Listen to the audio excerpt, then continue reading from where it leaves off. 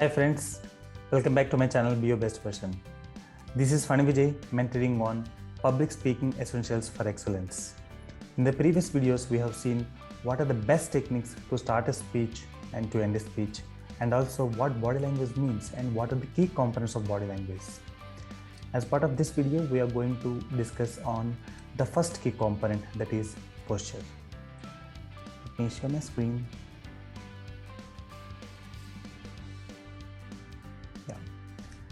As we have earlier discussed, posture doesn't just mean the way you stand. The way you move on the stage is also an important aspect. So let's deep dive into that stance. The way you stand. The first simple thing is your spine should be straight. The second aspect, your head should be aligned with your body. For that, there is a litmus test called tuck your chin. You just need to put your finger on your chin and then push back. Then your head will get aligned to your body.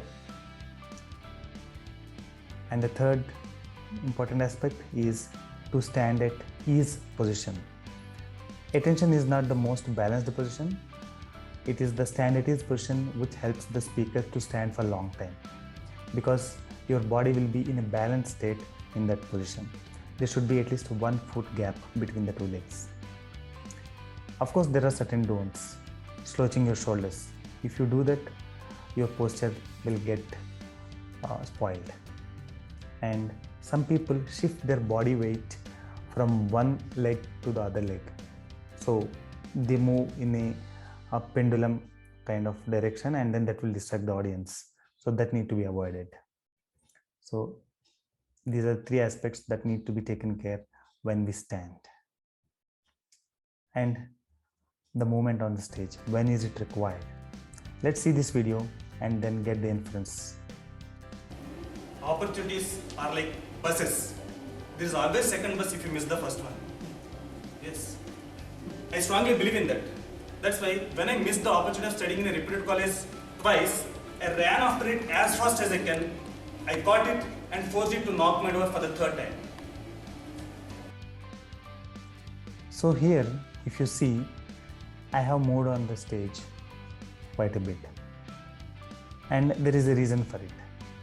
That means when I want to explain to the audience that I ran after the bus, that is, I ran after that opportunity, I literally moved from the stage from one point to the other point, because I want the audience to visualize that.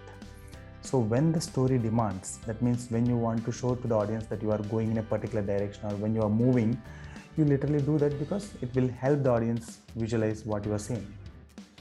And when you want to show different stages of life, that means during the childhood you are like this, and then at the youth stage you are like this. So that means when you are transitioning from one part of your life to the other part, you move so that the audience can simply understand that you are moving past from the childhood stage to the youth stage. So that moment or that stage marker also requires movement on the stage. And third, when you are comparing 2 things. For example, you might say that my first company has a different culture. It never allows work from home. My second company is flexible. It allows. And when you are comparing 2 things or companies or anything, and when you are explaining the difference between the 2, you need not repetitively say my first company has this and then my second company has this. You just move from one place to the other place, and the audience simply understand that you have explained about first company, and then the next point you are going to say is about the second company, just by the movement of yours on the stage. And the next is on the role play. So when you are playing 2 different characters, suppose you are playing yourself and then other character is about your dad or about your friend, and you asked some permission to your dad, and then when the dad replied, you just move a bit, you tilt your body like this, so that you need not again explain to the audience it is your dad who is replying or it is you who are asking. According to the character, you tilt the body and the audience will understand.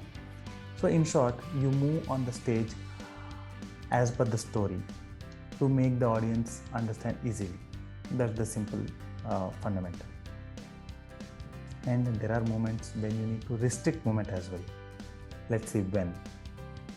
When you want to drive an important point, when you want the audience entire attention on what you are going to say, at that moment you take a pause, say that point, and wow the audience. Whether it is revealing a plot or when you want to surprise the audience, you don't move while saying that, because that will distract the audience. At these crucial junctures, you take a stance, say that point, wow the audience. As simple as that. So in this short video, this is what we have learned. The stance should be straight with 1 foot gap. Here I am not covering how your hands should be. We will cover that in detail in the next crucial component of body language, that is gestures. Here we are only talking about the movement on the stage and then the way we need to stand. So when to move on the stage? When the story demands, as simple as that. And then to make the audience simply understand different transitioning phases or comparing or during the role play, you move on the stage.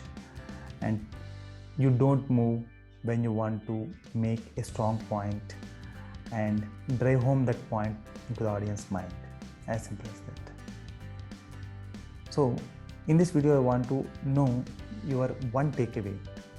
Please post that in the comment section and I would be glad to see that and revert to that. And in the next videos we are going to cover the other crucial components, that is gestures, and after that we'll be covering eye contact as well.